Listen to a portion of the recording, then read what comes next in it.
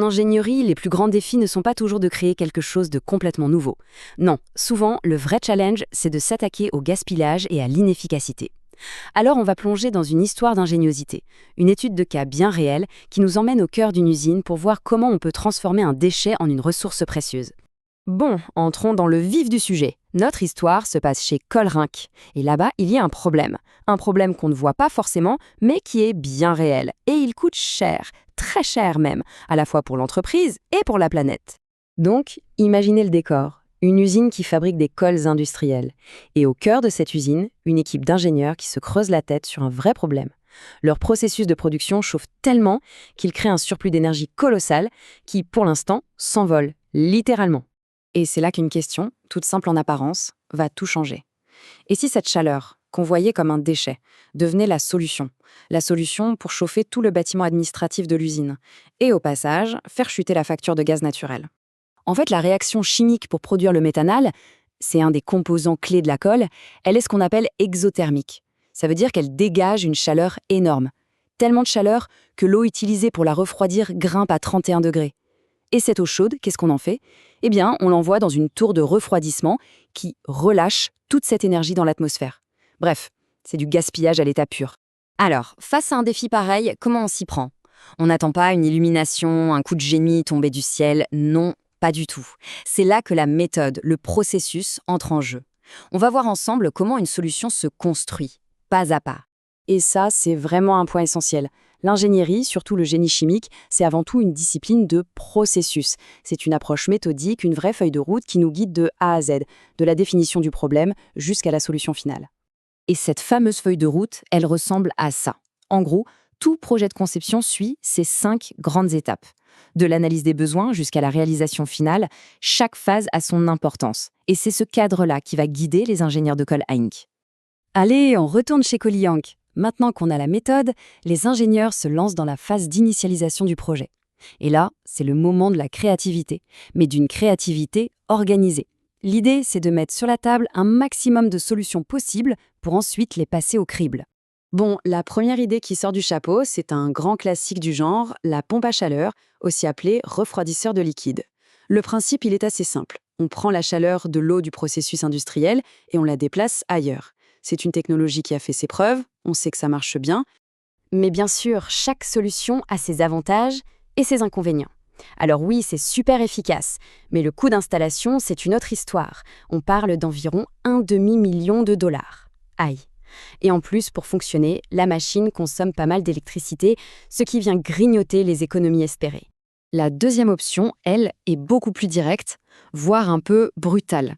Imaginez une rangée de ventilateurs géants qui soufflent de l'air à fond pour refroidir l'eau qui passe dans des tuyaux. Visuellement, c'est assez impressionnant et en théorie, ça fait le travail.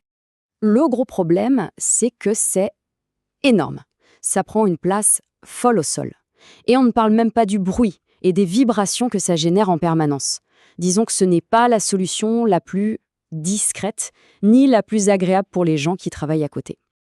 Ensuite, on a les solutions 3 et 4, qui sont en fait des sortes de variantes. Elles utilisent des échangeurs plus petits, un peu comme des radiateurs de voitures géants si on veut, pour faire une première passe de refroidissement. Le hic, c'est que ça ne suffit pas. Il faut quand même ajouter un refroidisseur en plus. Plus petit, c'est vrai, mais ça reste un coût et une complexité supplémentaires.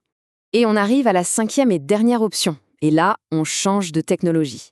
On parle de l'échangeur de chaleur à plaques. C'est un appareil qui est franchement assez génial dans sa conception. Tout petit, très compact, et qui utilise une série de fines plaques de métal pour transférer la chaleur entre 2 liquides. Ici, entre l'eau de l'usine et un circuit séparé d'eau avec du glycol. Et là, il y a plusieurs choses qui rendent cette solution vraiment intéressante. D'abord, son design la rend hyper efficace par rapport à sa taille. En plus, c'est du solide, c'est fiable, ça demande presque pas d'entretien. Et surtout, cette fameuse boucle de glycol, c'est parfait pour transporter la chaleur sur les 20 mètres qui séparent l'usine du bâtiment administratif.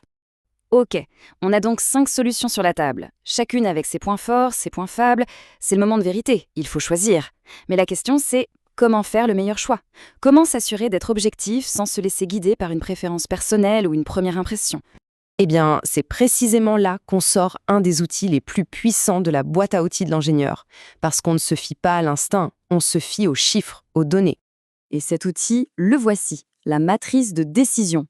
L'idée est simple, mais elle est terriblement efficace. On commence par définir les critères qui comptent le plus, comme la rentabilité, le coût, l'efficacité. Ensuite, on se met d'accord avec le client pour donner un poids à chaque critère. Par exemple, ici, la rentabilité, c'est 18% de la note finale. Après, il n'y a plus qu'à noter chaque solution sur chaque critère et à faire le calcul. Et là, le résultat est sans appel. Les chiffres ne mentent pas. Avec un score de 81%, la solution numéro 5, celle avec l'échangeur à plaques, met KO toutes les autres. Ce n'est plus une question d'opinion, c'est une conclusion mathématique basée sur une analyse rigoureuse. Bon, la décision est prise. Maintenant, voyons ce que ça donne en pratique. Comment ce choix transforme un problème de gaspillage en une solution super élégante.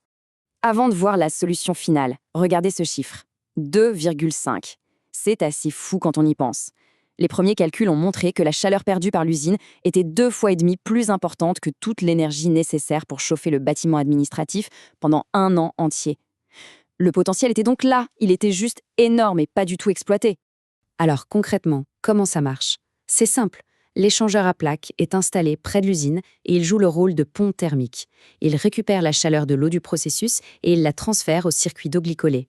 Ensuite, ce circuit d'eau chaude est pompé jusqu'au bâtiment administratif où il passe dans des serpentins qui ont été ajoutés dans le système de ventilation existant. Et voilà, l'air est chauffé. Simple, efficace et ça s'intègre parfaitement. Et le plus fascinant dans tout ça, c'est que cette histoire, cette méthode en 5 étapes, elle ne s'arrête pas aux portes de l'usine. C'est exactement le même processus, la même rigueur qui est au travail partout, tout le temps, autour de nous.